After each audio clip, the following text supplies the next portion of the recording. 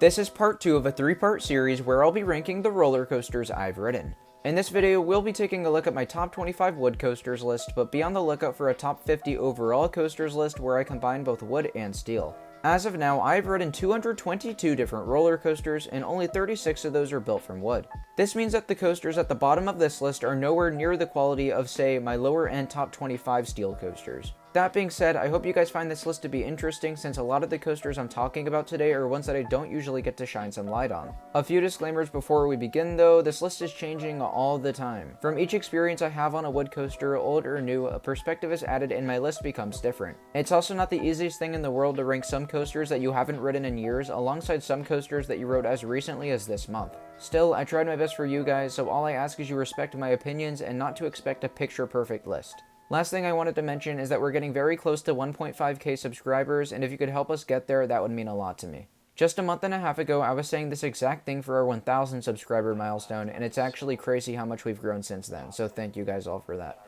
Anyways, with this all said and done, this is how I rank my top 25 wood coasters I've personally ridden. Number 25, Racer at Kennywood.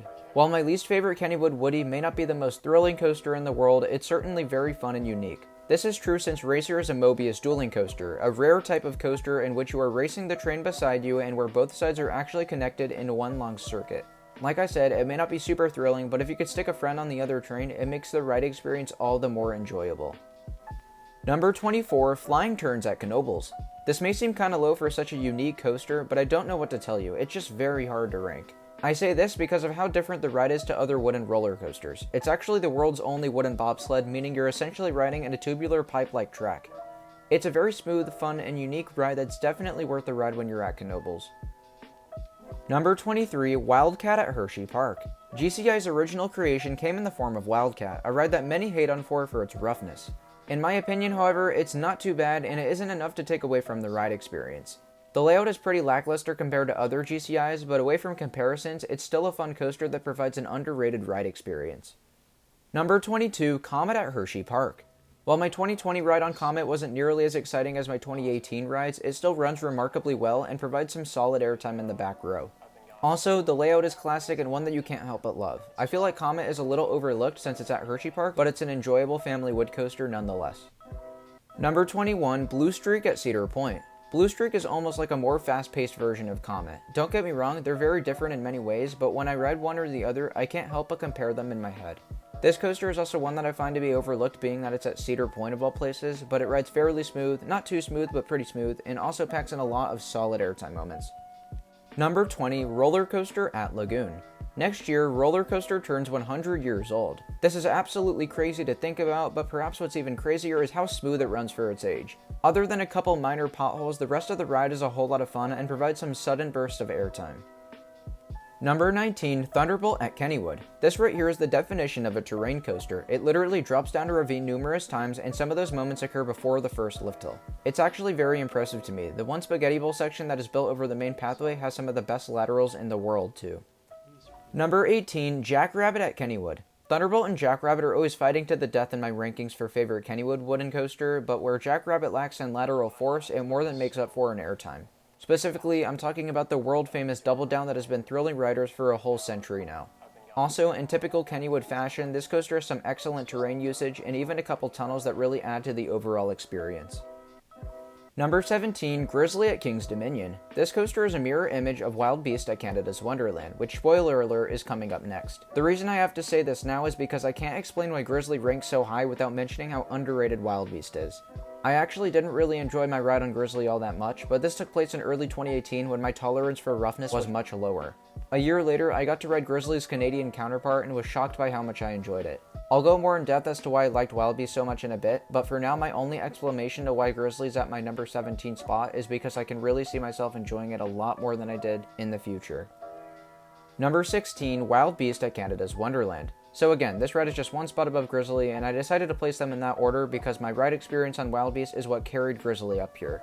I think this was the coaster I rode the second or third most times at Canada's Wonderland, and the reason being is because I found it to be incredibly underrated. This ride gets an extremely minimal amount of positive attention from coaster enthusiasts, but much to my surprise, it was smooth, had a fun layout, good laterals, decent airtime, and overall was just a whole lot of fun. Number 15, Mighty Canadian Mindbuster at Canada's Wonderland. Just barely one-upping Wild Beast is another Wonderland Woody, this one being yet another coaster that I consider to be tremendously underrated. I have no idea why Mindbuster gets so much hate. I rode it multiple times and it was smooth each ride. That's how I know it wasn't just a fluke. Flying in and around the water slides and splashworks created a very odd environment too, and as a whole, it was a strange coaster. It had some significant character, but made some very weird noises, and a select few elements made no sense in a very funny way.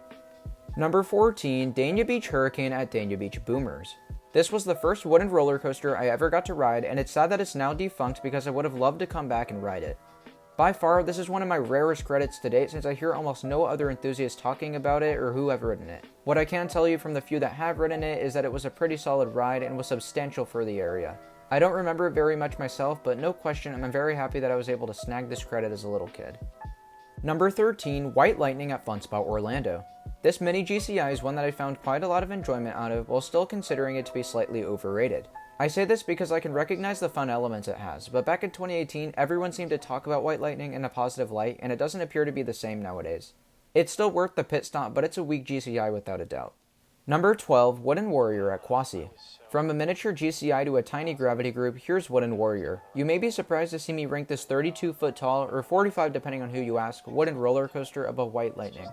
Rather than me finding that coaster slightly underwhelming, the real reason to why I rank this one spot higher on this list is because it packs in so many amazing elements for such a small ride. Dare I say, this was the perfect fit for Quasi and has me itching to get on more mini gravity groups in the future. Number 11, Twister at Knoebels. Oh look, a coaster from Knoebels. You know what that means, it's unique as hell. From the two lift hills stacked on top of each other, strange track profiling, and wild laterals, Twister is very different from most wooden coasters. This is especially true since it was built in-house by the park themselves, so it's no wonder why it's able to stand on its own as such a great ride. Number 10, Lightning Racer at Hershey Park. For one reason or another, Lightning Racer is one of the most polarizing coasters in America. Some really like it, while others criticize its layout and pacing. I probably land somewhere in the category of really liking it. It's not one of my favorite GCIs, and it probably never will be, but it's so much fun and I definitely have to respect that. Plus, it's always dueling with both trains operating simultaneously, so you shouldn't ever have to worry about missing any credits. Number 9, Switchback at Zdts. This little Texan amusement park / family entertainment center completely knocked it out of the park with the addition of Switchback in 2015. Two of the most notable things to talk about with this ride are, 1, it's very compact. Throughout multiple different elements, you are weaving in and around buildings, which is just so cool. 2, it's extremely unique. Like literally, it is the only wood coaster in the world to do this, and that is that it goes forwards and backwards. In my opinion, Switchback is a prime example to how creative and innovative the Gravity Group can be with their wooden coasters. Number 8, Apocalypse at Six Flags Magic Mountain. Prior to a massive refurbishment that was done to this ride throughout 2018 and 2019, Apocalypse was just a good ride. Now, it's an exceptional one.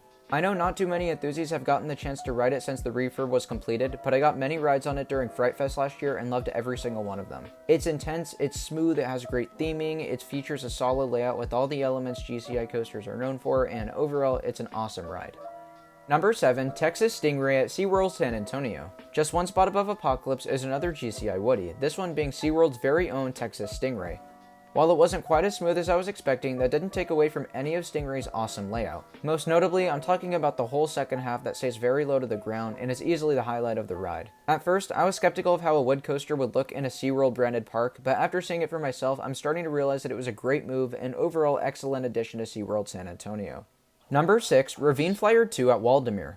You simply can't go wrong with the Gravity Group. If you didn't believe this statement when I discussed my thoughts on Switchback and Wooden Warrior, you definitely will here. This coaster literally flies over a road, twice. Oh, and it dives down a ravine too. I know that's obvious since it's in the name, but it's still pretty dang notable. It also has multiple tunnels that enhance the experience furthermore, and as a whole, Ravine Flyer is a very fun ride, and it's definitely worth the detour from Cedar Point alone. Number 5, Mind Blower at Funspot Kissimmee.